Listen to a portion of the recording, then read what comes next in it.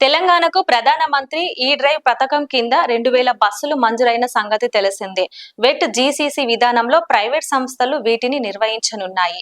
తమ ఉద్యోగ భద్రతకు ముప్పు వాటిల్లుతుందని డ్రైవర్లు ఆవేదన వ్యక్తం చేస్తున్నారు. ఈ నేపథ్యంలో ఆర్టీసీ డ్రైవ్ జీసీసీ విధానాన్ని ప్రతిపాదించింది. రెట్రో ఫిట్టింగ్ ఆర్టీసీ కొనుగోలును పరిశీలిస్తున్నారు.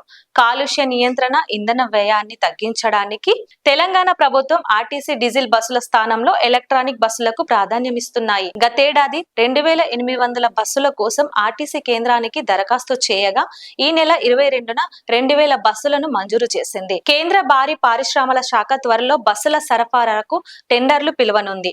టెండర్ దక్కించుకున్న ప్రైవేట్ సంస్థ wet gross cost contract GCC విధానంలో బస్సుల తయారీ, డ్రైవర్ నిర్వహణ బాధ్యతలను చూసుకుంటుంది.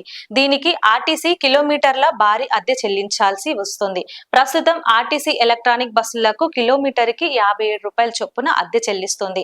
అయితే ఆర్టీసీలో ప్రైవేట్ బస్సుల సంఖ్య పెరుగుతుండటంతో ఉద్యోగ భద్రతపై కార్మిక సంఘాల ఆందోళన వ్యక్తం చేస్తున్నాయి.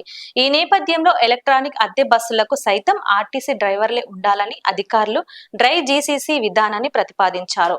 కేంద్రం మాత్రం ఈ విధానం ఇప్పుడు కుదరదని, ప్రైవేట్ డ్రైవర్లే ఉంటారని పేర్కొన్నట్లు తెలిసింది. దీనికి ఒక్కో బస్సుకు 50 నుంచి 60 లక్షల ఖర్చవుతుందని, అయితే ఈ తరహాకు సబ్సిడీ ఇచ్చే విధానం ప్రస్తుతం తమ వద్ద అమలులో లేదని కేంద్రం స్పష్టం చేసింది.